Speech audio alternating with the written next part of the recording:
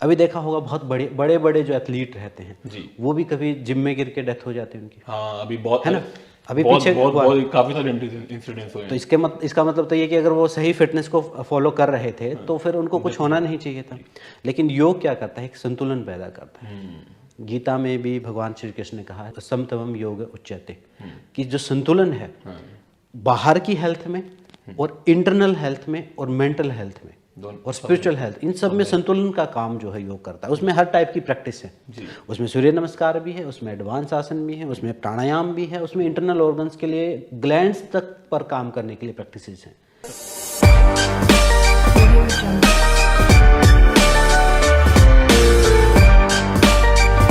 So hello everyone, मेरा नाम है वेंकटेश भारती। मैं हूं आपका होस्ट, आपका दोस्त। आज अकेडमी की पॉडकास्ट सीरीज में एक नया एपिसोड लेके आया हूं और आज हमारे साथ जुड़े हैं आचार्य हरदीप, जो पेशे से एक योगा इंस्ट्रक्टर प्लस एक मेडिटेशन कोच हैं।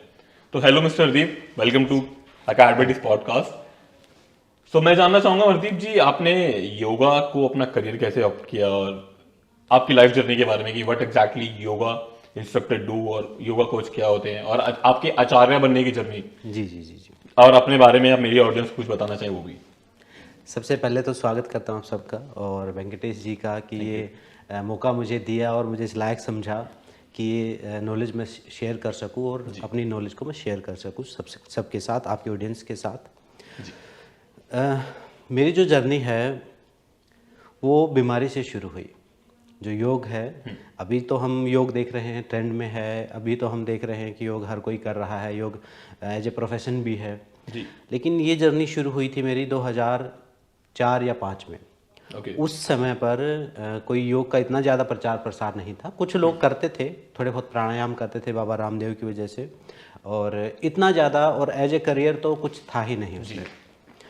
तो मुझे बैक पेन हुआ। उससे पहले पहले मैं मार्शल आर्ट्स करता था। हाँ, आप मार्शल आर्ट्स? हाँ, पहले मार्शल आर्ट्स में करता था। कराटे, ताइक्वांडो, ये सब मैंने किया। तो उसमें एक बैक इंजरी हुई मुझे और फिर स्ट्रेस लेवल भी बढ़ा उस बैक इंजरी की वजह से, प्रैक्टिस छूटने की वजह से। जैसे कोई अगर कोई खिलाड़ी है, अगर उसकी प्रैक्टिस ना हो तो फिर वो डिप्रेशन में आ जाता है जैसे है। तो उसके बाद मैंने कहीं से किताब उठा के 2-4 आसन करने शुरू किए शुरू में। हाँ, शुरू में एक 5 आसन की एक किताब मिली मुझे बैक पेन के लिए, वो मैंने किए। 10-15 दिन में बिल्कुल ठीक हो गया। जो मैं डॉक्टर के इलाज से नहीं ठीक हो पा रहा था, दवाइयों से नहीं हो पा रहा था, वो मैं 4-5 दिन, मतलब 15 दिन का मुझे टोटल प्रोसेस लगा और 5 आसन की वजह से ही मैं ठीक हो गया जी। तो मेरे को बड़ा इंटरेस्ट लगा। तो मेरे एक मित्र थे, आरएसएस में थे, उन्होंने मुझे एक किताब दी। फिर मैंने सूर्य नमस्कार सीखा, प्राणायाम सीखे, बंद मुद्राएं सीखी उस पुस्तक से खुद पढ़ के ही। तो मेरे को पहले में क्या था कि एक आर्ट का स्टूडेंट था, एक एवरेज स्टूडेंट था, कोई पढ़ाई में भी मेरा कोई खास इंटरेस्ट नहीं था जी। लेकिन वो जो प्राणायाम का और उनका अभ्यास था, जो बंद मुद्रा ध्यान का अभ्यास था, तो मुझे अपने अंदर बहुत पॉजिटिव परिवर्तन महसूस होने शुरू हुए और एकदम से मेंटल शिफ्ट मेरे को महसूस हुआ योग के बाद, अभ्यास के बाद, प्राणायाम के बाद। तो मुझे अंदर से अपने आप खुशी रहती, बाहर कुछ भी चल रहा है, मुझे कोई तनाव नहीं हो रहा है। तो मुझे लगा कि ये चीज़ जो है हर व्यक्ति तक पहुंचनी चाहिए जी। एक बार तो मैंने अपने घर वालों को बोल दिया ग्रेजुएशन में ही कि मैं पढ़ाई छोड़ रहा हूँ और मैं तो बाबा बनूंगा। तो ये आचार्य बनने की आपने शुरुआत कहाँ से करी? ये आचार्य बनने की ही शुरुआत समझो। वो मेरे माइंड में आचार्य में बन चुका। उसके बाद फिर मैं किसी मेरे, और यहाँ पर जो है मेरे रिलेटिव और जो मेरे परिवार के लोगों का बड़ा सपोर्ट रहा।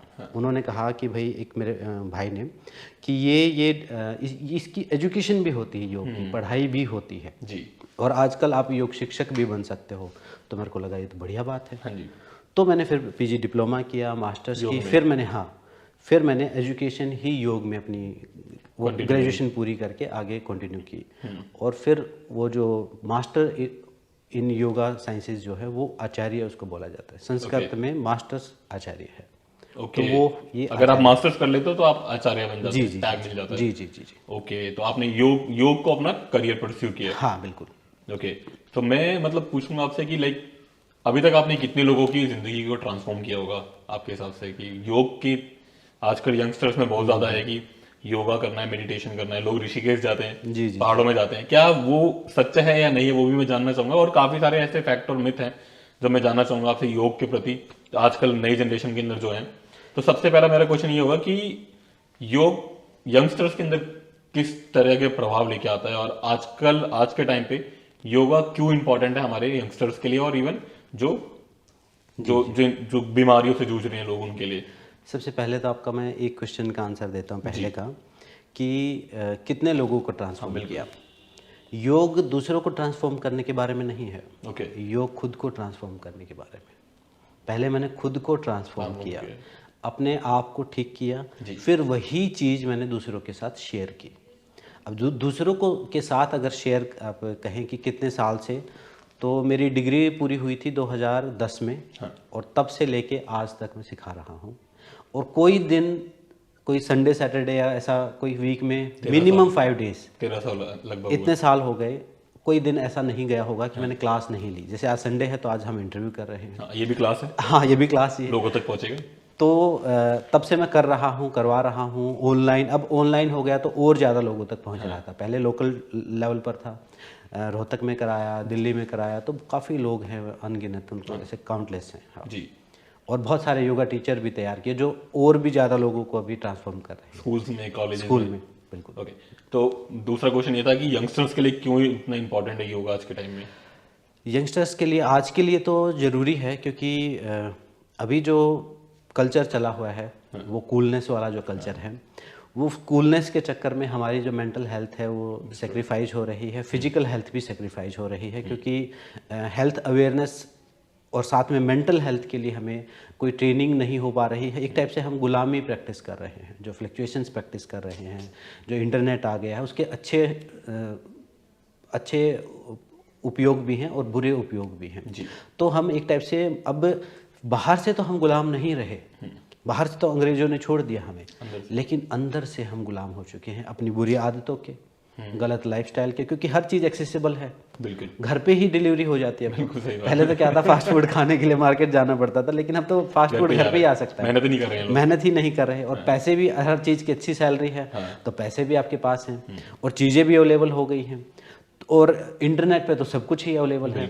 इंटरनेट को मैं समझता हूँ जो अभी जो इंटरटेनमेंट का जो एक वर्ल्ड अभी पूरा चल गया है कल्चर, ये मेंटल हेल्थ को खराब कर रहा है, और बाहर का ये जंक जो है ये फिजिकल हेल्थ। मैं जरूर आपसे पूछूंगा इस बारे में कि स्ट्रेस और मेडिटेशन का क्या मेल और क्या जरूरत है उसके लिए। उससे पहले मैं यही सवाल पे कंटिन्यू करना चाहूंगा कि अब अगर जैसे कि लोगों की हेल्थ पे बात कर लेते हैं, क्या ये फिजिकल हेल्थ के लिए इतना ज्यादा इंपॉर्टेंट है, और जो यंगस्टर और जो हमारे जो ऑलरेडी लोग हैं जो बीमारियों से जूझ रहे हैं, तो उस पर कितना % तक फायदा देता है? 100% फायदा देता है, 100% फायदा देता है। क्योंकि देखिए, और बाकी के जो हम, कोई गेम कर रहा है, कोई जिम कर रहा है, कोई कुछ प्रैक्टिस कर रहा है, योग में सारी चीज़ें कवर होती हैं। योग सिर्फ आपकी मसल्स बिल्ड नहीं करता, वो सिर्फ आपके जॉइंट्स को ठीक नहीं करता, आपकी मसल्स, जॉइंट्स, उसमें स्ट्रेंथ भी है, उसमें स्ट्रेचिंग भी है, उसमें फ्लेक्सिबिलिटी भी है, उसमें सब कुछ इंक्लूड हो जाता है। उसमें आपके इंटरनल ऑर्गन्स भी एक्टिव रहते हैं। अभी देखा होगा बहुत बड़े बड़े जो एथलीट रहते हैं, वो भी कभी जिम में गिर के डेथ हो जाती है उनकी। हाँ, अभी बहुत है ना, अभी बहुत, पीछे बहुत काफी सारे इंसिडेंट्स हुए हैं। तो इसका मतलब तो ये कि अगर वो सही फिटनेस को फॉलो कर रहे थे तो फिर उनको कुछ होना नहीं चाहिए था। लेकिन योग क्या करता है, एक संतुलन पैदा करता है। गीता में भी भगवान श्री कृष्ण ने कहा है समत्वम योग उच्यते, कि जो संतुलन है बाहर की हेल्थ में और इंटरनल हेल्थ में और मेंटल हेल्थ में और स्पिरिचुअल हेल्थ, इन सब में संतुलन का काम जो है योग करता है। उसमें हर टाइप की प्रैक्टिस है, उसमें सूर्य नमस्कार भी है, उसमें एडवांस आसन भी है, उसमें प्राणायाम भी है, उसमें इंटरनल ऑर्गन्स के लिए, ग्लैंड्स तक पर काम करने के लिए प्रैक्टिसेस हैं। एंडोक्राइन सिस्टम को भी हम अपने चेंज कर सकते हैं, अपने हार्मोन्स को हम चेंज कर सकते हैं, अपने स्पिरिचुअल लेवल पर, अपने मेंटल लेवल पर काम कर सकते हैं। अलग अलग साधकों के लिए अलग अलग, हर एक बड़ा पूरा कॉन्सेप्ट है कि कोई बिगनर है तो उसके लिए भी है, कोई फिट है तो उसके लिए अष्टांग योगा है, पावर योगा है, और चीज़ें हैं, कोई बीमार है तो उसके लिए थेरेपेटिक योगा है, कोई किसी को इंजरी हो गई है तो रिस्टोरेटिव योगा है। तो बहुत सारी वेरिएशंस हैं, तो एक बहुत बड़ा फील्ड है और हर दिशा में काम कर रहा है। मैं कुछ चीज़ और पूछना चाहूँगा, लाइक ये एक वोकेशनल कोर्स है, राइट? आप सोसाइटी को कैसे टैकल करते हो उसके लिए? सोसाइटी को कैसे टैकल करता हूँ? सोसाइटी तो मेरा सहयोग करती है। सहयोग करती है। सहयोग करती है। और आपके पेरेंट्स?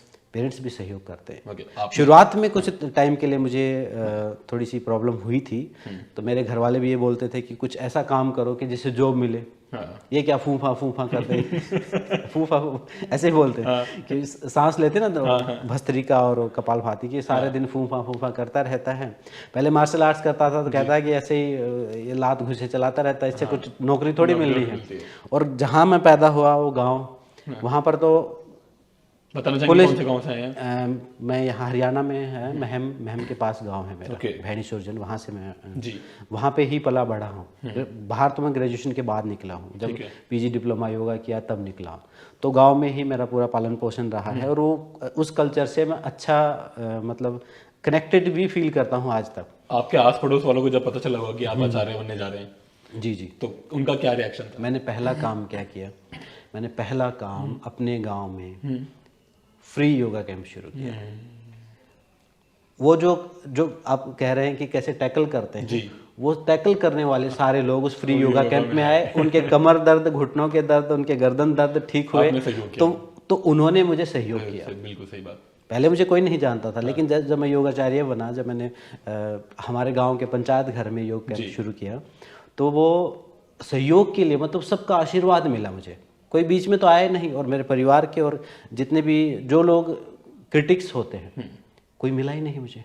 सबने सहयोग ही किया, क्योंकि सबको पता है कि एक अच्छी दिशा है। और कुछ नहीं करेगा तो उनके दिमाग में ये था कि लड़का काम नहीं करेगा, कल को जॉब नहीं करेगा, कम से कम नशे तो नहीं करेगा।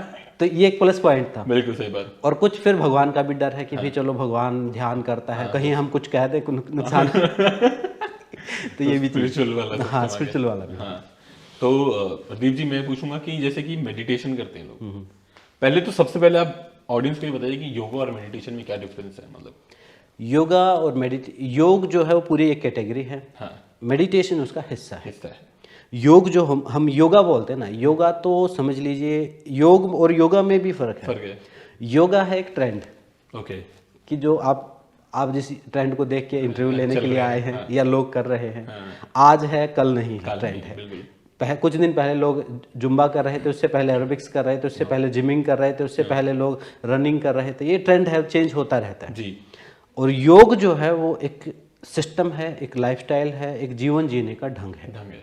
उस योग की उस बड़ी कैटेगरी के अंदर जी यम, सोशल डिसिप्लिन्स, नियम, सेल्फ डिसिप्लिन, इनकी भी सब कैटेगरी है कि सत्य, अहिंसा, अस्तेय, ब्रह्मचर्य, अपरिग्रह, यम होते हैं, नियम होते हैं।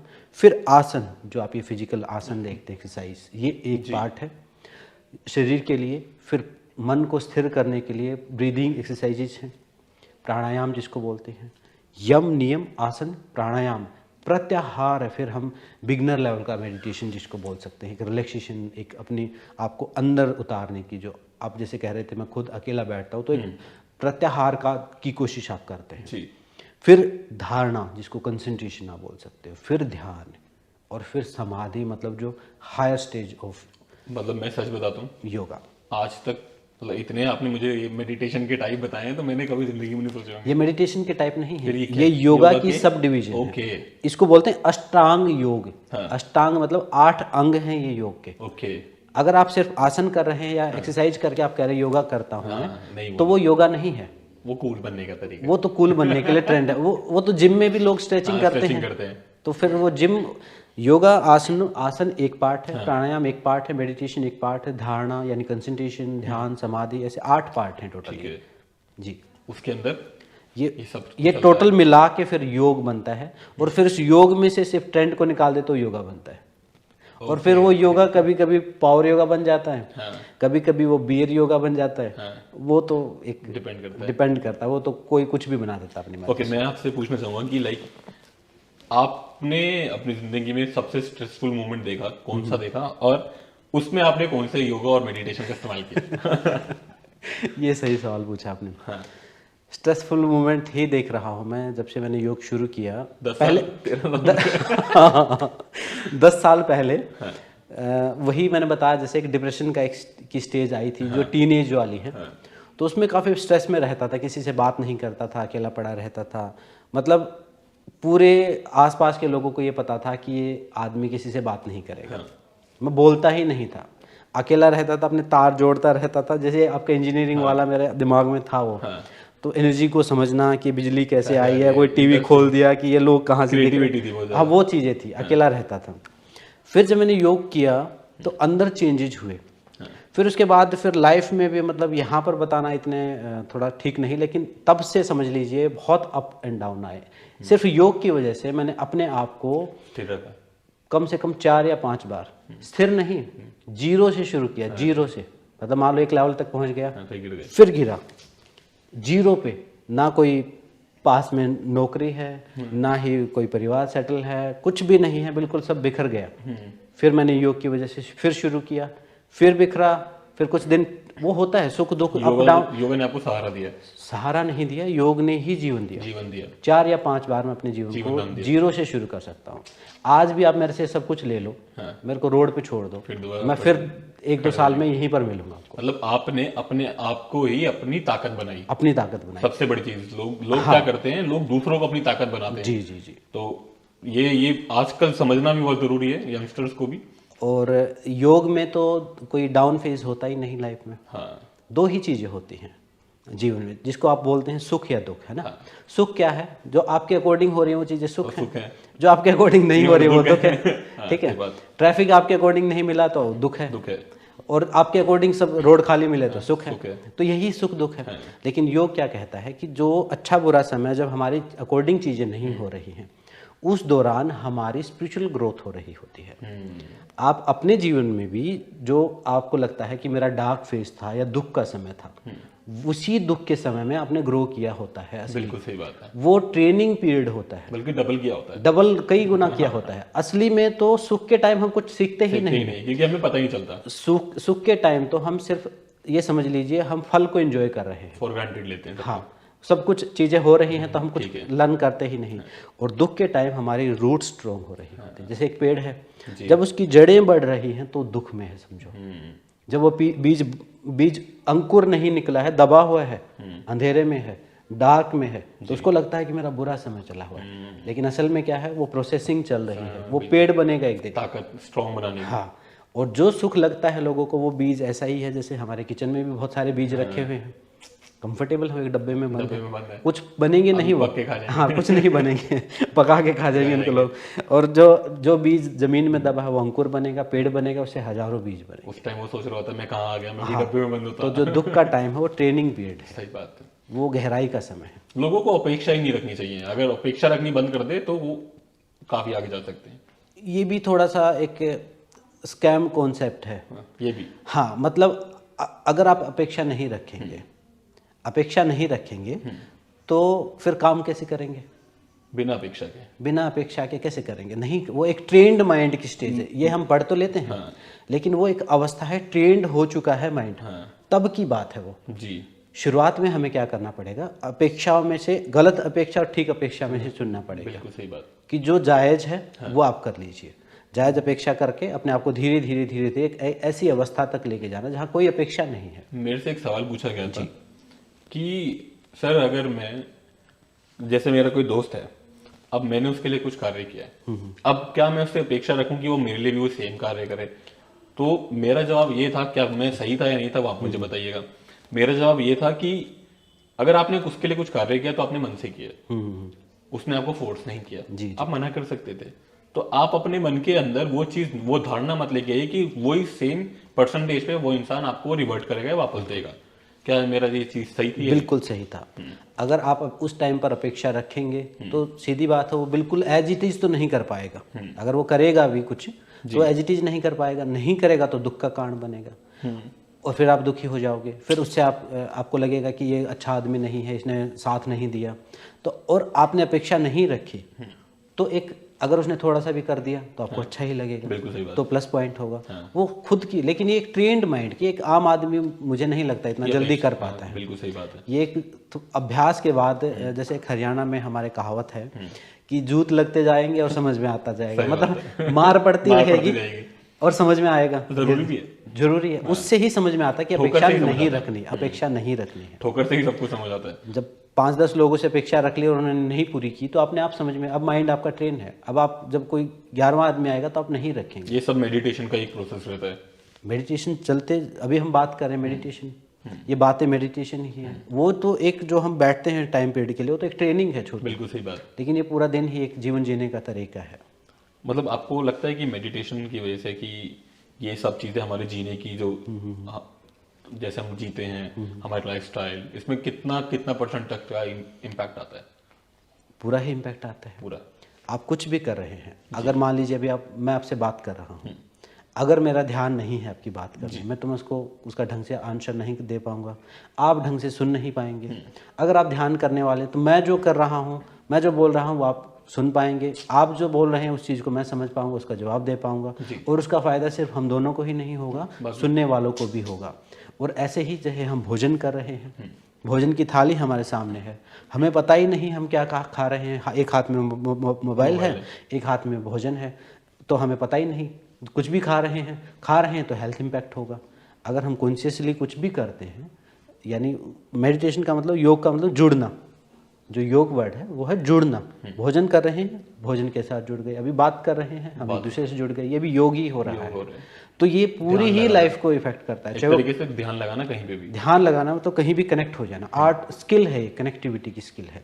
और जब आप ये सीखते हो तो आपकी प्रोडक्टिविटी भी बढ़ती है, आपकी मेंटल क्लैरिटी भी बढ़ती है, और हेल्थ तो आपकी एनहेंस होगी ही, क्योंकि आप हर चीज़ को ध्यान से ही कर रहे हैं, ध्यान से ही खा रहे हैं, अपने जीवन को ध्यान से जी रहे हैं। मैं उन लोगों के लिए एक प्रश्न पूछना चाहूँगा जो अभी अपनी ज़िंदगी में नशों में जुड़ गए हैं, फॉर एग्जाम्पल अल्कोहलिक बन गए या स्मोकर बन गए हैं, तो क्या योगा और मेडिटेशन से, लाइक फॉर एग्जाम्पल ये एक मेडिकल इशू है कि लोगों को क्रेविंग होती है या उसके पीछे भागने का मन करता है, तो क्या मेडिटेशन और योग से इसको छुड़ाया जा सकता है वो, या अपने मन के अंदर से ही बिना उसके भी हो सकता है? छुड़ाया जा सकता है, बिल्कुल छुड़ाया जा सकता है, क्योंकि मेडिटेशन सिर्फ आपके सोचने के तरीके में नहीं, आपके अंदर केमिकल चेंजेस भी लेके आता है। वही मैं पूछना चाह रहा था। जो आपके सेलुलर लेवल पर आपके जो मेंटल जो न्यूरो पैटर्न बन गए हैं, उन पैटर्न्स को भी चेंज होने हैं, जो हैबिट के पैटर्न्स हो गए हैं, चेंज करते हैं। आप एक चाय कॉफ़ी भी एक नशा है, मीठा खाना भी एक नशा है।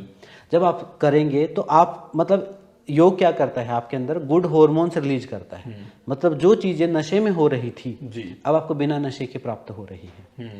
तो फिर आपका माइंड उस बिना नशे वाली चीज़ को, मैंने देखा है कि लोग जैसे कि ये वीड वगैरह ये सब लेते हैं, वो कहते हैं कि हमें ध्यान लगाने का टाइम मिल रहा है, इससे चलता है कूल बनने के लिए जो भी है। तो क्या उस लेवल तक वो इंसान पहुंच सकता है योग और मेडिटेशन के थ्रू? जैसे THC कंटेंट होता है इसके अंदर, जी बिल्कुल, ये THC रिलीज करते हैं, बिल्कुल ये जो केमिकल्स के थ्रू करते हैं, या जो कूल बनने वाले हैं, या जो भगवान शिव के नाम पे वीड पीते रहते हैं, सही बात। ये ऐसा समझ लीजिए कि मेडिसिन खा के आप नींद में चले गए, कॉन्शियस तो नहीं है, कॉन्शियस नहीं है, तो वो चीज़ ध्यान में ऑटोमेटिक होती है। आप जब कभी ध्यान क्लास में आप जुड़ना, जब ध्यान में करेंगे, तो कई बार मैंने अपनी क्लासेस में, जब मैं ऑफलाइन क्लासेस लेता था, आप मानेंगे नहीं, ध्यान क्लास में लोग इतने गहरे नशे में हो जाते थे, मुझे उनको शराबियों की तरह घर पे छोड़ के आना पड़ता था। खुमारी बोलते हैं उसको स्पिरिचुअल लेवल पे। ओके, मतलब एक वही सेम हार्मोन्स रिलीज होते हैं, THC कंटेंट टाइप, हाँ वही सब सेम हार्मोन्स रिलीज होते हैं। और तभी होता है कि जिसको एक बार लत लग जाती है मेडिटेशन की, जैसे मैं नहीं छोड़ पाया आज तक। आप मानेंगे नहीं, जब से मैंने ध्यान शुरू किया, इतने साल हो गए, मुझे याद नहीं कि मैंने कब नहीं किया हो।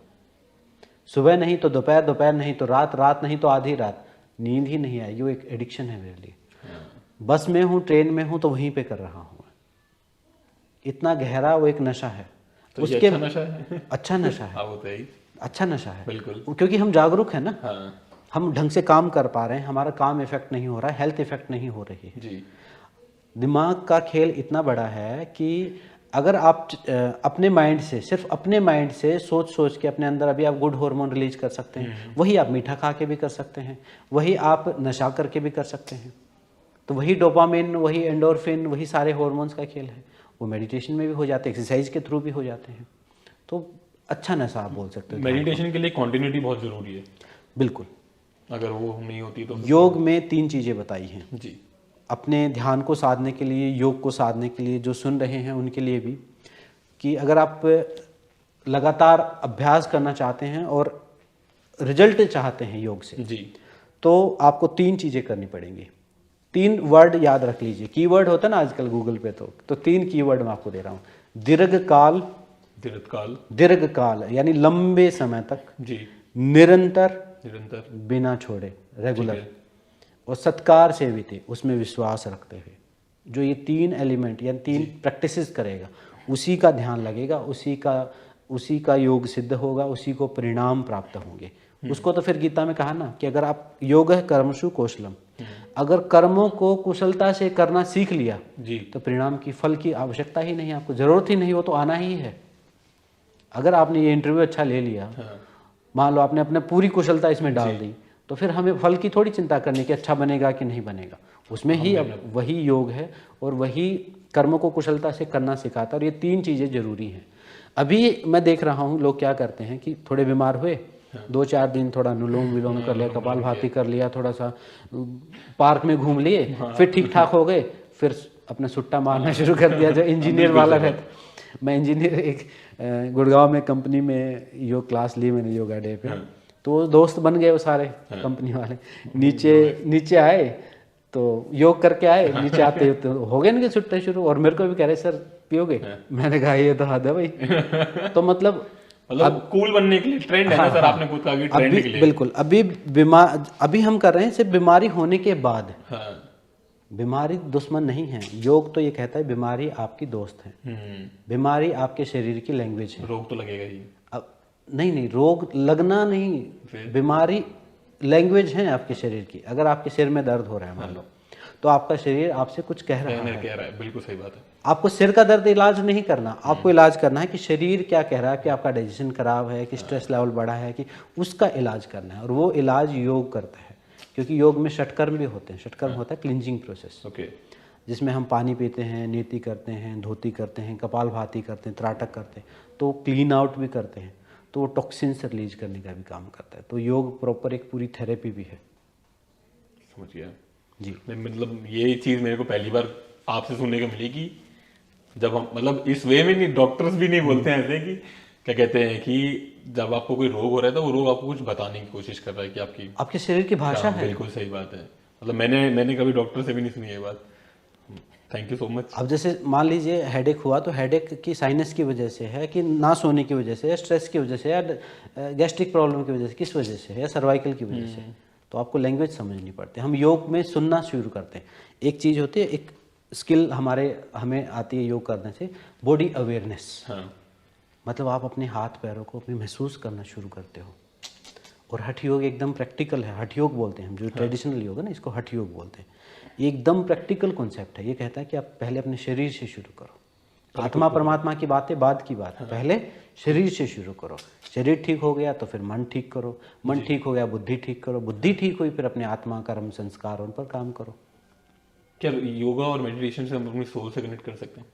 सोल से कनेक्ट कर सकते हैं तो ऐसा लगता है ना कि सोल कोई और है, कनेक्ट करने वाला कोई और है। हाँ। खुद से खुद तक पहुंचने की यात्रा ही योग है। योग का असली मतलब ही वो है, मेन गोल ही वो है, खुद से कनेक्ट होना। मैंने बहुत सारी चीज़ें देखी हैं कि जैसे कि हमारे बाबा वगैरह जो होते हैं वो इतने, मैंने एक न्यूज़ में भी देखा था, एक वीडियो देखी थी कि कड़कड़ाती ठंड में वो योग कर रहे थे। जी। बर्फ के बीच में बैठ के। तो वो ध्यान की कौन सी अवस्था में उस टाइम थे कि जो लोग वहां खड़े होके मर जा रहे थे, लेकिन वो उन ग्लेशियर्स पे बैठ के अधनंगे उसमें योग कर रहे हैं।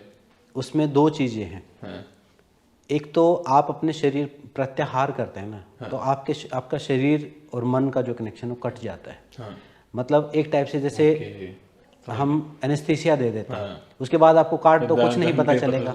एक तो वो अवस्था होती है उसमें हम मतलब अपने माइंड को बॉडी से अलग कर देते हैं, अपनी हार्ट बीट तक को रोक देते हैं। एक योगी राम हुए हैं, उन्होंने अपनी डेथ सर्टिफिकेट डॉक्टर से बनवा दिया था कि भाई डेथ सर्टिफिकेट, मैं मर जाऊंगा तो बना देना। डॉक्टर ने कर दिया कि भाई हार्ट बीट भी नहीं है, पल्स भी नहीं है, ठंडा हो गया शरीर, टेम्परेचर गिर गया, डेथ सर्टिफिकेट बना दिया, बन चुका। फिर योगी राम वापस से जीवित हो गए कि मैं अभी जिंदा हो रही, मैंने अपनी मर्जी से किया था। तो हम अपने ऊपर इतना कंट्रोल कर लेते हैं इससे। हाँ, इतना सेल्फ कंट्रोल आ जाता अपने शरीर के ऊपर। दूसरा ये है कि जो कुछ प्राणायाम के अभ्यास योग में ऐसे हैं कि खतरनाक नहीं, खतरनाक नहीं है, अपने शरीर से निकल जाते हैं। हमारे एक शंकराचार्य का नाम सुना होगा, बिल्कुल सुना है। तो जो आदि गुरु शंकराचार्य थे, उनसे किसी ने सवाल पूछा, हाँ, किसी महिला ने, हाँ, कि और वो गृहस्थ आश्रम के बारे में पूछा। वो ब्रह्मचारी थे तो उसका जवाब था नहीं, मतलब जैसे कोई ऐसा हस्बैंड वाइफ के रिलेशन का कुछ ऐसा पूछा उन्होंने, तो उनके पास जवाब नहीं था। उन्होंने कहा 6 महीने बाद आना। 6 महीने तक वो गुफा में बैठे, उन्होंने ध्यान किया, अपने शिष्यों को कहा कि मेरे शरीर का ध्यान रखना। और एक राजा की डेथ हुई थी, कि आज उस राजा की डेथ हुई है, अपने शरीर को छोड़ के राजा के शरीर में उन्होंने अपनी आत्मा को, उसको बोलते पर काया प्रवेश।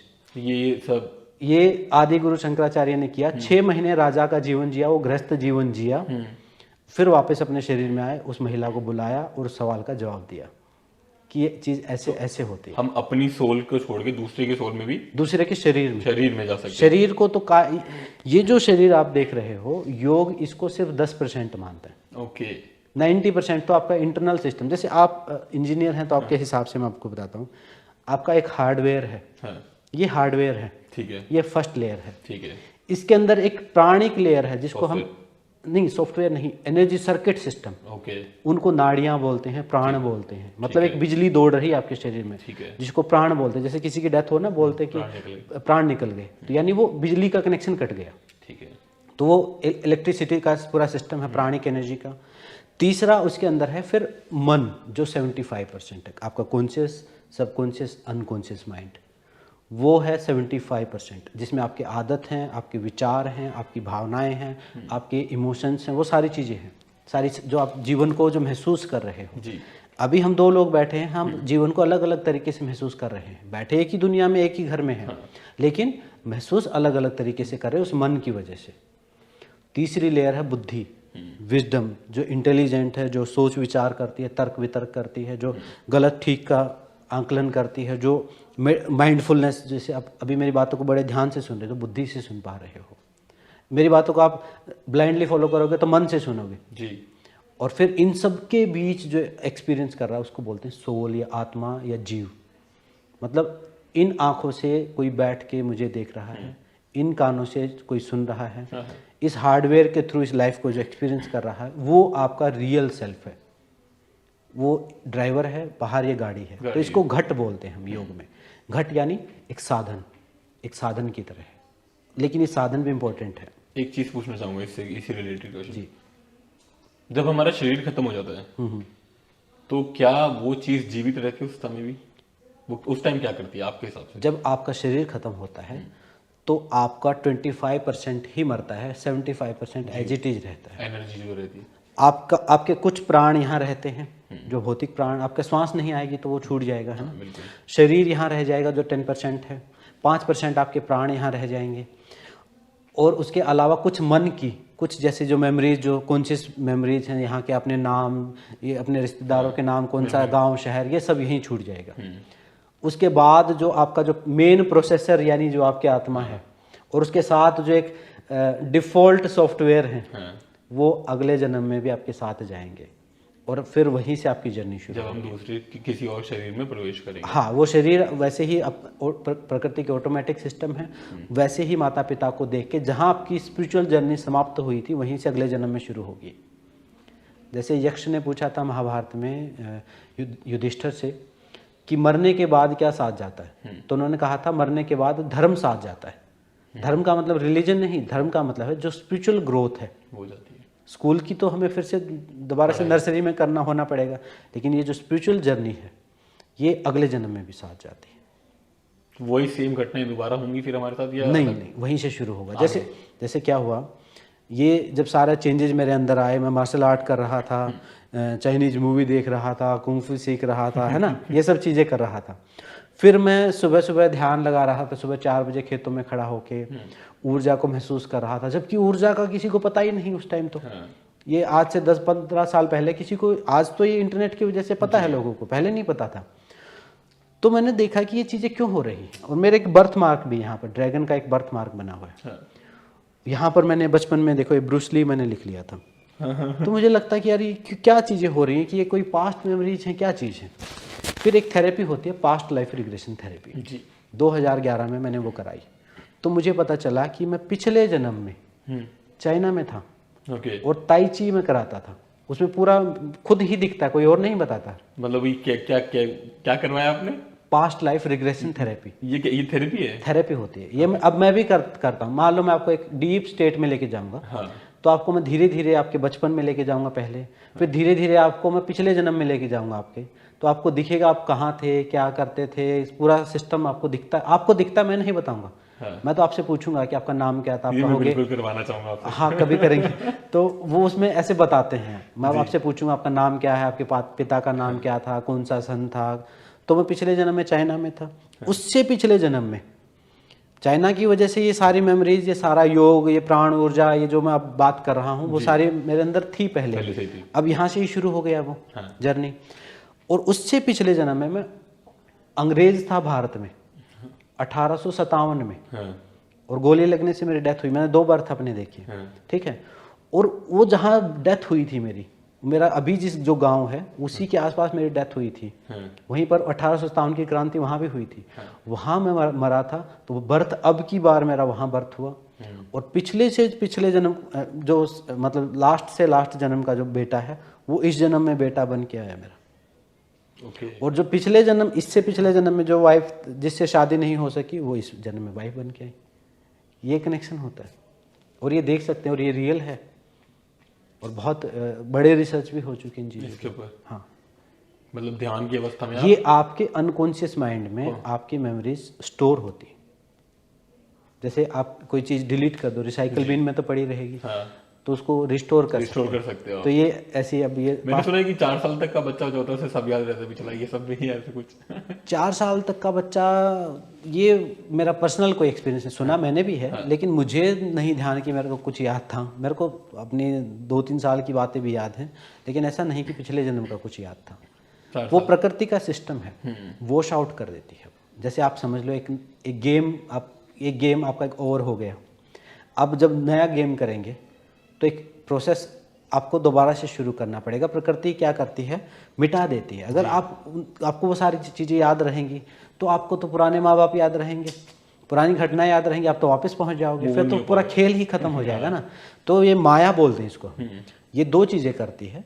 एक तो जो पुरानी मेमोरीज उनको डिलीट कर देती, मतलब आवरण डाल देती, मिटाती नहीं, आवरण डाल देती। जो योगी होते हैं वो देखते हैं अपनी पुरानी मेमोरीज, पुराने जन्म। जैसे महात्मा बुद्ध ने अपने 700 जन्म देखे थे, पिछले 700 जन्म देखे थे। किसी जन्म में वो पेड़ भी थे, किसी जन्म में वो हाथी भी थे। तो ये सब जीव हैं। तो वो मेमोरीज को आवरण डालती है। दूसरा, इल्यूजन क्रिएट करती है। मतलब जब हम पैदा हुए 2 चीज़ें हुई, पिछली सब चीज़ें भुला दी गई और इल्यूजन क्रिएट कर दिया गया कि ये सच है। अभी हमें लग रहा है ना कि सच, अभी ये सारा जीवन सच लग रहा है, ये एक इल्यूजन है। हम ऐसा पता नहीं कितनी बार ये गेम खेल चुके हैं और इस स्टेज में फंसे हुए हैं। और इस गेम मतलब एक स्टेज, एक एजुकेशन ले ली, एक लेसन ले लिया, फिर अगली स्टेज में पहुंच जाएंगे।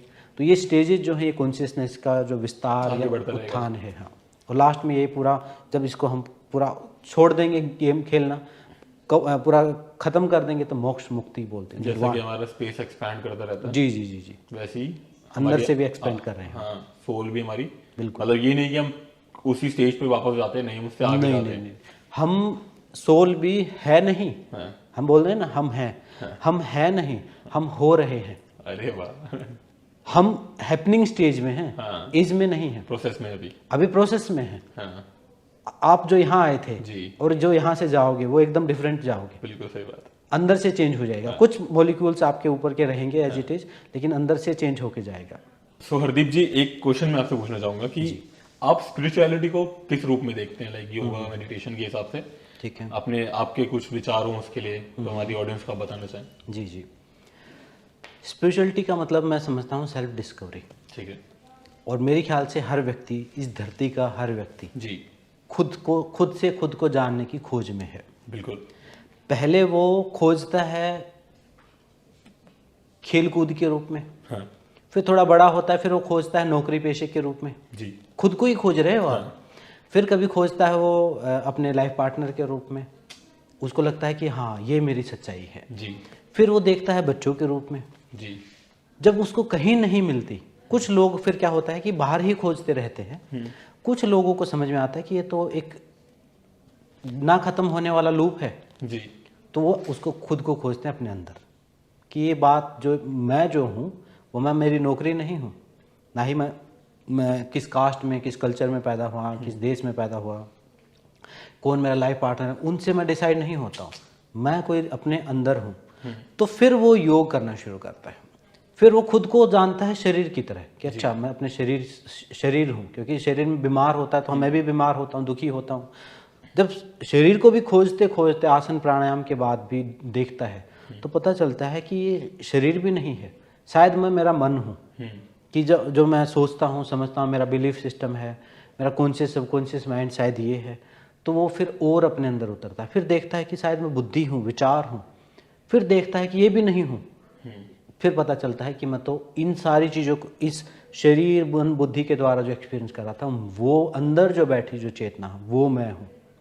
और योग तो इससे भी डीप कहता है कि अहम ब्रह्मास्मि, कि मैं वो भी नहीं हूँ, मैं तो मतलब आप और मैं एक ही हैं, आप और मैं एक ही हैं, अलग अलग शरीर में, मतलब हम एक ही वाईफाई हैं जो अलग एक डिवाइस में, एक डिवाइस आप हैं, एक डिवाइस ये है, अलग अलग डिवाइस में रिफ्लेक्ट हो रहा है, अलग अलग डिवाइस अलग अलग कंपनी के अलग अलग बिहेवियर है जी, अलग अलग घर में पैदा हुए हैं तो अलग अलग बिहेवियर कर रहे हैं, कॉस्मिक कॉन्शियसनेस में हम कनेक्ट हैं। तो मैं इस यात्रा को जो है स्पिरिचुअलिटी समझता हूँ, इसको आध्यात्मिकता समझता हूँ, कि ये खुद से खुद को जानने की जो यात्रा है वो आध्यात्मिकता है।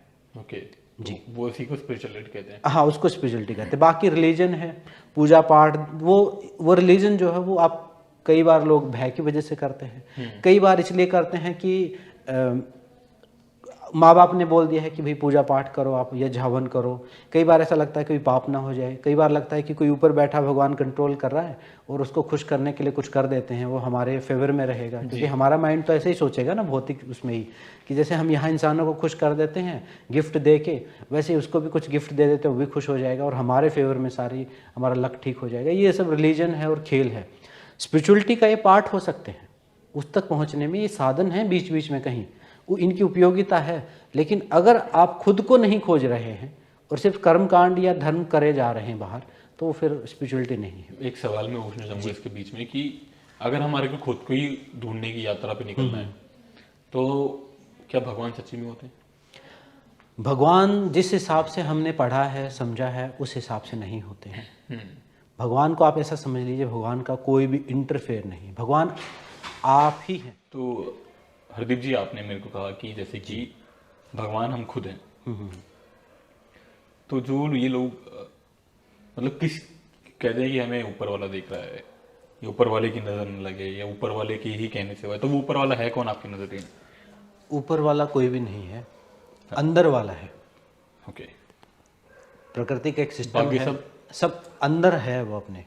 ऐसा समझ लीजिए जैसे भगवान को आप समझ लो एक इंटरनेट की तरह। ठीक है, वो हर डिवाइस के अंदर। तो आपके जो तरीके समझाने के वो बहुत बढ़िया। वो आप इंजीनियर बैठे तो मैं भी वैसी माइंड सेट का हूँ, तो इंटरनेट है। ठीक है, अब वो इंटरनेट हर डिवाइस में कनेक्ट है। ठीक है, ठीक है। वो जो इंटरनेट जो है वो कोई व्यक्ति नहीं है, वो एक सिस्टम है, वो एक पूरी विजडम है। ठीक है, वो विजडम एक रूल्स हैं, वो काम करते हैं। मतलब अगर भगवान के बारे में एक्सप्लेन करना चाहें तो ऐसा समझिए कि भगवान ने रूल्स बनाए और सो गया।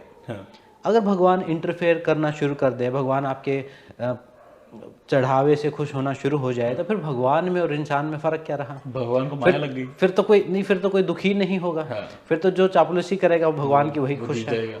ये जो चीज़ें की जाती है ये हमारे खुद के लिए की जाती है। अपने अंदर कुछ ऊर्जाएं ऐसी हैं जी, उनको जागृत करने के लिए, उनको एक्टिवेट करने के लिए, उनकी चीज़ों को उनको बैलेंस करने के लिए ये सारे अभ्यास किए जाते हैं। ना कि भगवान को आपके प्रसाद से, आपके भंडारे से, आपके दान से, उनसे कोई लेना देना नहीं है। और भगवान कोई व्यक्ति नहीं है, वो एक विजडम है। मतलब उसके योग में बताया गया है ब्रह्म है, मतलब एक सिर्फ कॉन्शियसनेस है, एक बड़ा माइंड है, उसको आप भगवान कह सकते हैं। उस माइंड के ऊपर एक आवरण है, उसको प्रकृति या माया बोलते हैं।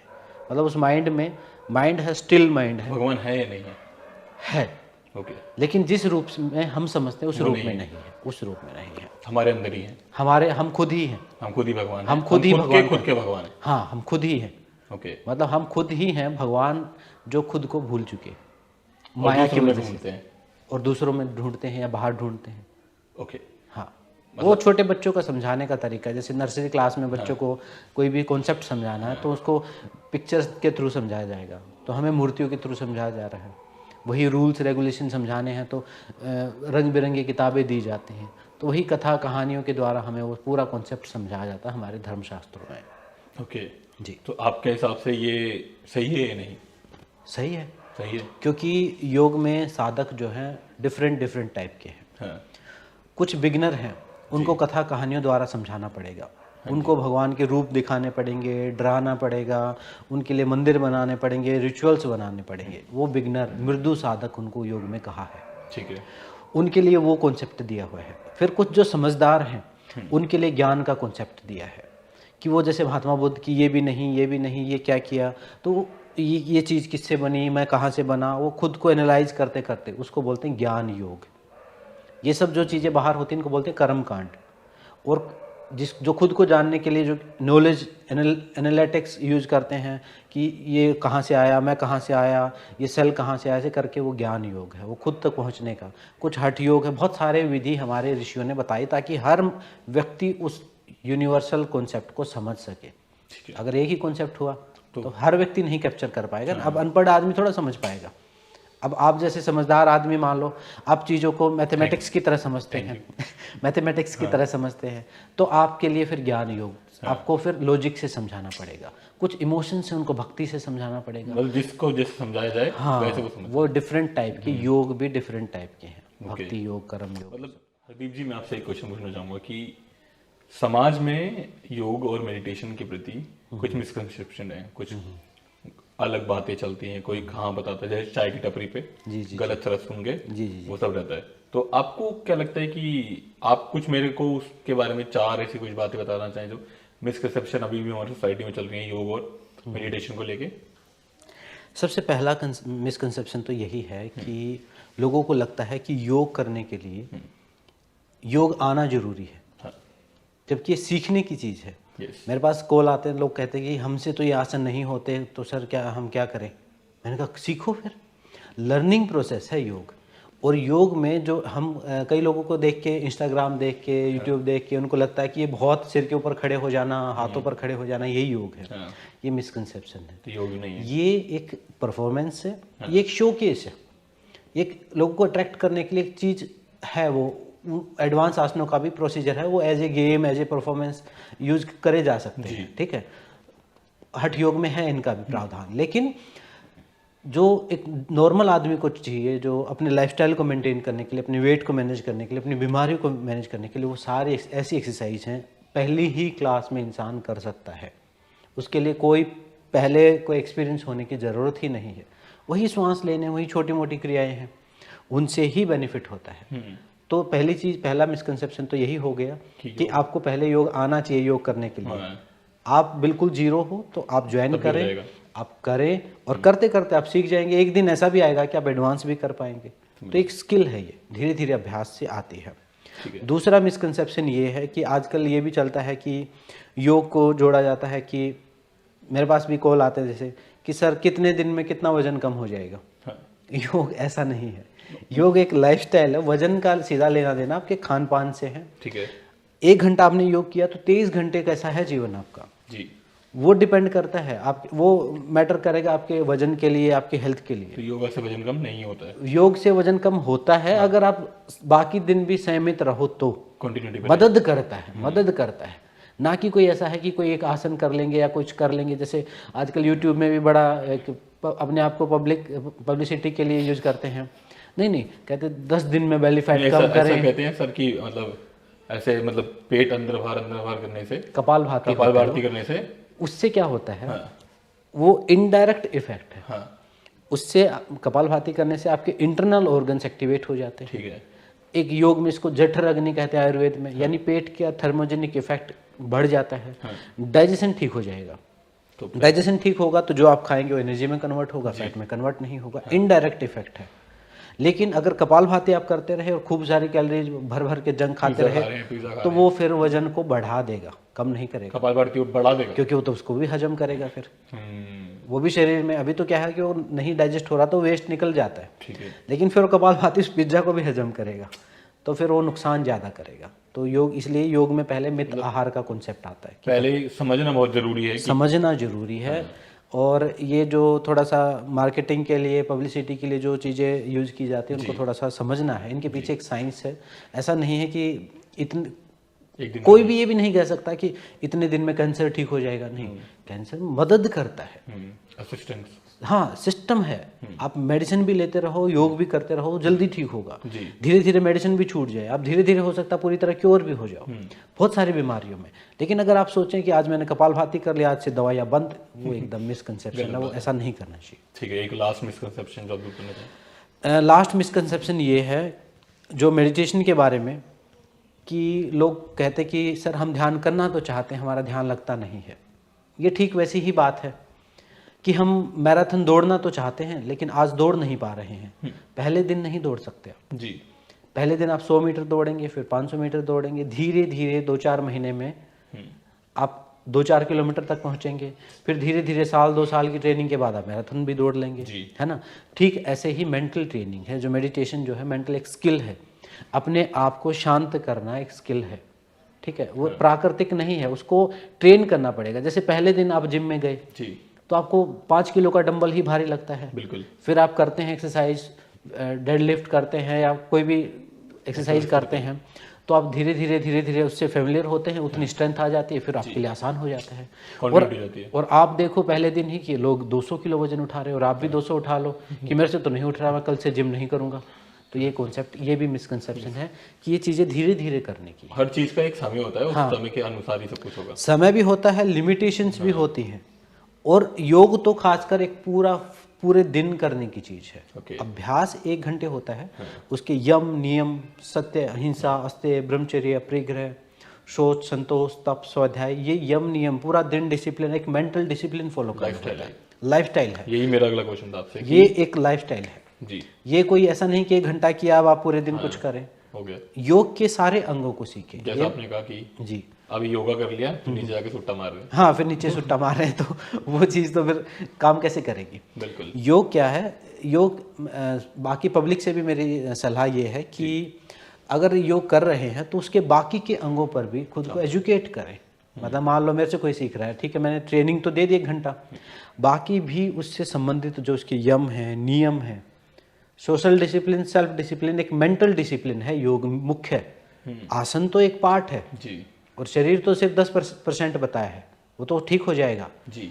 और बीमार भी रहा, देखो हमारे बड़े बड़े योगी, उनको बीमारियां रही लेकिन वो योगी थे, आज भी योगी काउंट होते हैं।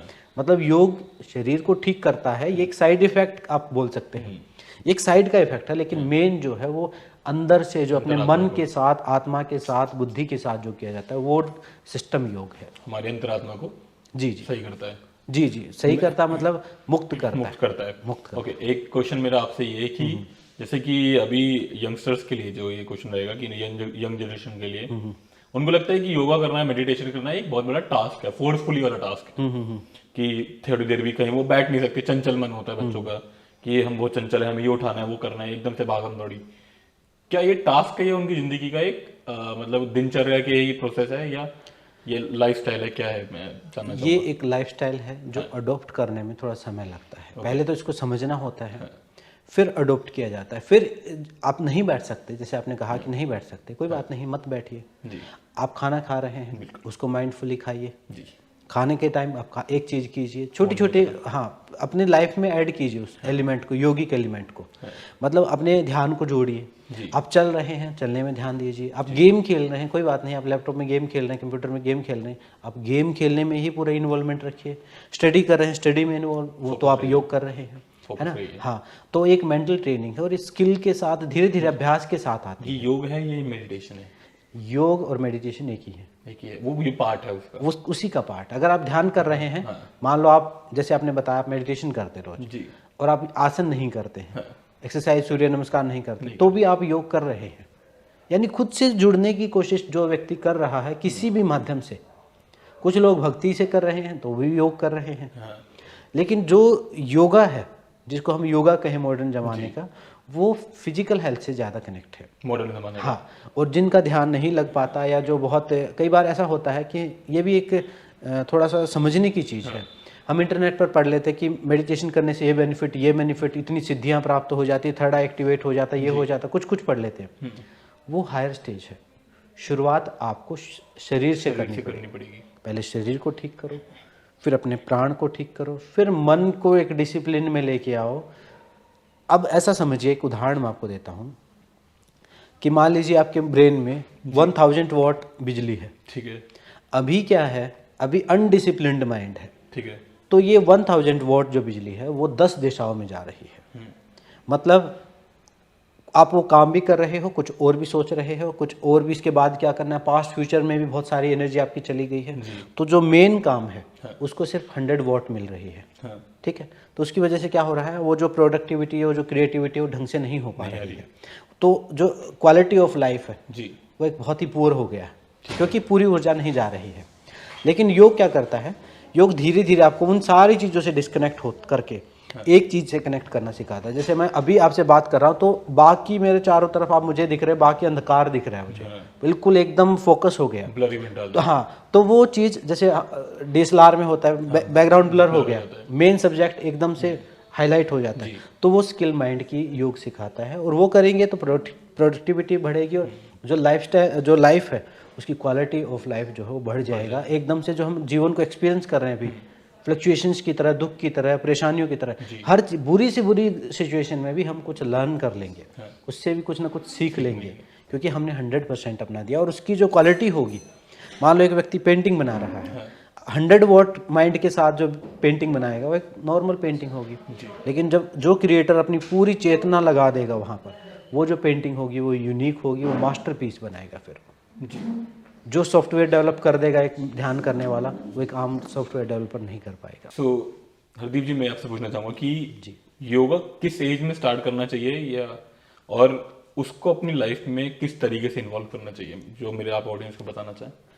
योग को देखिए, हम छोटे बच्चे से ही शुरू करवा सकते हैं, 6-7 साल से ही। लेकिन पहले शुरुआत में उसको योग को खेल की तरह इंट्रोड्यूस करो। कुछ आसन करवा दिए, कुछ सूर्य नमस्कार करा दिए, उसको खेल की तरह करवाइए। जब वो थोड़ा बड़ा हो जाए, अगर टीन एज में आ जाए, तो उसके प्राणायाम बंद होते हैं प्रैक्टिसेस, वो अभ्यास करवाएं, ताकि हार्मोनल चेंजेज को वो कोप अप कर सके और उनको ट्रांसफॉर्म कर सके, उस एनर्जी को एक प्रॉपर डायरेक्शन मिले। फिर आप धीरे धीरे मेडिटेशन इंट्रोड्यूस कर सकते हैं, और फिर तो पूरा योग का अभ्यास ही कर सकते हैं। मतलब खेल से धीरे धीरे सीरियसनेस की तरफ बढ़ाना चाहिए। बचपन से ही? हाँ, बचपन से ही शुरू कर सकते हैं। आपने ये कहा कि 7-8 साल से शुरू कर सकते हैं। हर चीज़ में योग है, बस आप ध्यान लगाना शुरू कीजिए। बस उनको आदत डालनी है, माइंडफुल रहने की, चीज़ों से जुड़े रहने की। जी। और मैं आपसे एक सवाल और पूछना चाहूँगा कि आपकी ज़िंदगी में सबसे बड़ा आइडियल कौन है आपका? आइडल तो देखिए बहुत सारे हैं। हाँ। किसी एक का नाम लेने का मतलब ये है कि बाकियों को मैं इग्नोर करूं। ऐसे भगवान शिव जो हैं, मेरे को, क्योंकि मेरा एक साइंटिस्ट माइंड है एक, तो योग के साइंटिस्ट अगर मैं कहूँ स्पिरिचुअल धर्म के, तो भगवान शिव, महादेव।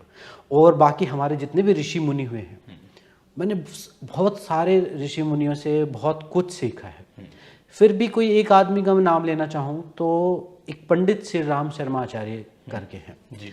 उन्होंने धर्म और साइंस को जोड़ के बहुत रिसर्च सेंटर भी बनाए, यूनिवर्सिटी भी बनाई, मंत्रों पर भी काम किया, योगिक साइंस पर भी काम किया।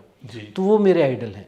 और लोगों ने भी काम किया, और ऋषियों ने भी, लेकिन वो मेरी रीच में जो है, मैंने जिनको पढ़ा, जिनको आइडल माना, पंडित श्री राम शर्मा आचार्य हैं। वो आपके आइडल? हाँ, बिल्कुल। इसी वजह से कि उन्होंने योग और साइंस, धर्म और साइंस को जोड़ा। मैं आज कर पा रहा हूँ। अगर मैं सिर्फ आध्यात्मिक, मैं सिर्फ पंडितों को देख के मुझे लगता था कि नहीं करना चाहिए। हाँ।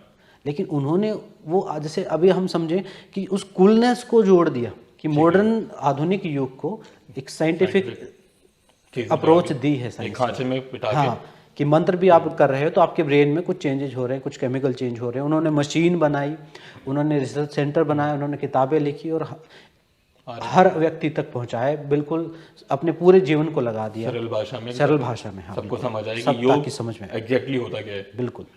एक चीज़ और मैं पूछना चाहूँगा कि योग, जैसे कि मैंने अभी देखा कि आपके जो पेशेंट हैं या आपके जो फॉलोवर्स हैं, उनमें एक थे जिनको लाइक स्ट्रेस की प्रॉब्लम, या ठीक है, इमोशनल प्रॉब्लम, या मेंटली प्रॉब्लम, या कोई भी प्रॉब्लम हो, कुछ भी XYZ प्रॉब्लम होती है, तो स्ट्रेस रिलीजिंग या मेंटल इमोशंस या हमारे खुद के इमोशंस को कंट्रोल करने में मेडिटेशन किस हद तक मदद करता है?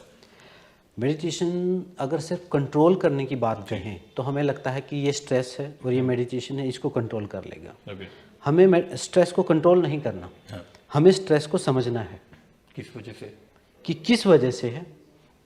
क्या हम गलत खान पान की वजह से है, गलत लाइफस्टाइल की वजह से है, या किसी गलत जगह हमने जॉब ले ली है, या जो हम चाह रहे हैं वो हम कर नहीं पा रहे हैं, या हम करना कुछ चाहते हैं। मतलब अंदर के द्वंद्व की वजह से स्ट्रेस पैदा हो रहा है, मतलब अंदर एक फ्रिक्शन चल रही है जी। हम हैं कुछ, बन रहे हैं कुछ, अंदर से कुछ है, बाहर से कुछ है, तो तनाव हो रहा है। अगर हम सहज अवस्था में रहना शुरू करें, जो कि योग करने से अपने आप ऑटोमेटिक होना शुरू हो जाता है, तो स्ट्रेस अपने आप कम हो जाता है। मतलब एफर्टलेसली किसी काम को हम करना शुरू करते हैं जी। तो ध्यान उसमें मदद करता है। लेकिन पहले स्ट्रेस के सिस्टम को समझना पड़ेगा। अगर वो किसी ट्रॉमा की वजह से है, अगर वो किसी आदत की वजह से, तो उसे चेंज करना पड़ेगा। नहीं तो बार बार स्ट्रेस होगा, फिर आप बार बार मेडिटेशन करेंगे, फिर करते करते आप थक जाएंगे, आप कहेंगे कि स्ट्रेस कम नहीं हो रहा, क्योंकि रूट तो आपने काटे नहीं। उस रूट को भी खत्म करना पड़ेगा। फिर जो स्ट्रेस है उसको ध्यान के द्वारा, प्राणायाम के द्वारा मिटाया जा सकता है। कुछ कहना चाहूंगा इस बारे में कि लोग क्या करते हैं कि लोग अपनी प्रॉब्लम्स को खत्म नहीं करते हैं। लोग क्या करते हैं, भागते हैं उससे, भागते रहते हैं। अब उनको ये नहीं पता कि वो जो अपनी बकेट लिस्ट भर रहे हैं प्रॉब्लम्स की, वो आगे जाके उनके सामने दोबारा आएगी। बिल्कुल। तो बेहतर यही है कि अपनी प्रॉब्लम्स को जड़ से खत्म कर दो। बिल्कुल। ताकि वो आगे जाके आपके सामने आए ही ना। बिल्कुल बिल्कुल। देखिए क्या है कि जो भी प्रॉब्लम है हमारी, या जितनी भी अंदर जो चीज़ें दबी हुई जिनसे हम भाग रहे हैं, उनसे भागना सोल्यूशन है ही नहीं। बिल्कुल सही। जैसे कबीर दास ने कहा कि माया मरी न मन मरा, मर मर गए शरीर, आशा तृष्णा ना मिटी, कह गए संत कबीर। बिल्कुल सही बात। मतलब आपके अंदर जो ट्रॉमा भरे हैं, जो भय हैं, जो असुरक्षा है, उससे आपको डील करना पड़ेगा। आज नहीं तो कल वो किसी बड़े रूप में आएंगी, और आप मानेंगे नहीं 80% बीमारियां साइकोसोमेटिक हैं, जो आपके माइंड से चल के आपकी बॉडी में रिफ्लेक्ट होती हैं। बॉडी में तो सिर्फ दिख रहा है, जैसे कंप्यूटर में चल तो सीपीयू में रहा है, सॉफ्टवेयर में चल रहा है, प्रोग्रामिंग में सब कुछ चल रहा है, लेकिन रिफ्लेक्ट वो हार्डवेयर एक डिस्प्ले में हो रहा है। तो ये तो एक डिस्प्ले है 10%। तो बीमारियां जो हैं साइकोसोमेटिक है। भागेंगे, जिस चीज़ से भी भागेंगे वो एक दिन बीमारी का रूप लेगी, और बीमारी का रूप लेगी तो फिर वही दवाइयों की साइड इफेक्ट, और फिर जीवन नरक हो जाएगा। तो यही हाँ, तो रूट को तो खत्म करना है। स्वीकार करो, सॉल्यूशन ढूंढो, या तो सॉल्यूशन करो या फिर स्वीकार करो। हरदीप जी, मेरा आपसे शायद ये सेकंड लास्ट सवाल होगा। तो आप अपनी लाइफ में योगा के थ्रू, जैसे कि आपने बहुत सारी चीजें अपनाई और लोगों को भी बदला, आपकी लाइफ का कोई ऐसा रिग्रेट जिसको आपने बदलने में योग का इस्तेमाल किया, और इतना बड़ा रिग्रेट जो आप योग के अलावा किसी और चीज से, किसी दवाई से भी शायद नहीं बदल पाते? बदलने की बात तो मैंने अपने आप को पूरा ही बदल दिया, समझ लो। क्योंकि अगर आज से 10-12 साल पहले मैं अगर इस प्रकार से आपसे मैं बात नहीं कर पाता, अगर उसी अवस्था में रहता था, तो एक बहुत अलग ही लाइन होनी थी। पूरा ही जीवन बदल चुका है योग से मेरा। और रिग्रेट की बात ये रही कि मुझे ये रिग्रेट होता है कि ये चीज़ जो मैंने इतनी लेट शुरू की, पहले करनी चाहिए थी। क्योंकि 10वीं 12वीं क्लास में जब मैं पहली बार जब डिप्रेशन जैसी अवस्था मैंने महसूस की टीनेज में, अगर उस टाइम में मुझे ये गाइडेंस मिलती तो मैं आज कुछ अलग ही लेवल पर हो सकता था। मतलब, और उसकी वजह से मेरा माइंड भी खुल सकता था। जैसे मैंने आर्ट साइड ली, ठीक है, मैंने अपने माइंड को लिमिट किया उस भय की वजह से, या मैं नहीं कर पाऊंगा, वो इंजीनियरिंग नहीं कर पाऊंगा, नॉन मेडिकल नहीं कर पाऊंगा, जबकि मैं उसमें बहुत अच्छा था, बहुत इंटरेस्ट था मेरा। तो अगर योग और ध्यान मुझे उस समय मिलता तो मेरा माइंड एक्सपेंड होता, उस चीज़ का मैं सामना करना सीखता, और उस चैलेंज को लेता मैं, और मैं उस एक जो प्रोफेशन है वो भी एक अलग होता, हर प्रकार से एक नए लेवल पर होता। लेकिन अभी भी जैसा भी जब जागो तभी सवेरा है, लेकिन जल्दी शुरू करता तो और ज़्यादा मतलब लाइफ का ये पहले ही कर लेता तो अभी पहले, हाँ, और मैं अच्छा हो सकता था। बिल्कुल बिल्कुल। और ये अभी जो सुनने वाले, अभी भी आप काफ़ी अच्छे हैं सर, मेरे को बहुत मज़ा आया आपका पॉडकास्ट करके। अभी जितने सुनने वाले हैं उनको भी यही रिग्रेट होगा, अगर वो आज नहीं कर रहे हैं योग, आज ध्यान नहीं कर रहे हैं, कुछ भी खुद को जानने के लिए कोई भी विधि कीजिए, अगर आप नहीं कर रहे हैं तो आज से 5 साल बाद यही सोचेंगे, जैसे मैं सोच रहा हूँ कि काश मैं 5 साल पहले कर लेता। वही रिग्रेट ये सबको ही होता है। पहले काश जो वर्ड है ना, जिंदगी में काश नहीं आना चाहिए। जी, तो आखिरी सवाल आज का मेरा आपसे कि हमारी यूथ को, हमारी ऑडियंस को आप क्या अपनी तरफ से कोई एडवाइस देना चाहेंगे? एक ही एडवाइस है मेरी जी, कि योग को अपने जीवन का हिस्सा बना लीजिए, क्योंकि आगे आने वाला समय ऐसा है कि शायद फिजिकल डिजीज़ यानी शारीरिक रोग तो आपके कम हो जाए, क्योंकि आप थोड़े से एक्सरसाइज भी करना शुरू कर दिया, लोग खान पान पर भी ध्यान देना शुरू कर दिया, वो हो जाए। लेकिन अब आगे आने वाला जो हेल्थ चैलेंज है वो मेंटल हेल्थ है, और मेंटल हेल्थ सिर्फ योग, प्राणायाम और ध्यान से ही ठीक हो सकती है। तो योग को अपने जीवन का हिस्सा बनाएं। और दूसरी चीज़ ये कि जिसको करना आप कूल समझते हैं, जिनको आप फॉलो करते हैं, अपने इन्फ्लुएंसर या जिनको आप आइडल मानते हैं, वो बड़े एंटरप्रेन्योर, वो सब योग करते हैं। वो इस वजह से ही वहाँ तक पहुँच सके हैं। उनकी एक डार्क साइड थी, उनको कोई आध्यात्मिक गुरु मिला, उन्होंने कोई ध्यान किया, कोई आप किसी का भी पढ़ के देख लीजिए, जो आप चाहे वो स्टीव जॉब्स हों, चाहे बिल गेट्स हों, कोई भी हो, सब ने योग किया है, ध्यान किया है। तो उसको आप भी करना शुरू करें। अगर उनको सच में ही मानते हैं तो आपको वो भी फिर फॉलो करना चाहिए। धन्यवाद हरदीप जी, आचार्य हरदीप जी, धन्यवाद आपका हमारे साथ हमारे पॉडकास्ट में जुड़ने के लिए। बहुत मजा आया आपसे मिलने के। बहुत मजा आया। मैं जरूर चाहूंगा कि एक पॉडकास्ट सेशन हम दोबारा आपके साथ करें और वो इससे भी बेहतर और हमारी ऑडियंस को और कुछ सीखने के लिए मिले। धन्यवाद, thank you so much. Thank you sir, thank you. So thank you everyone.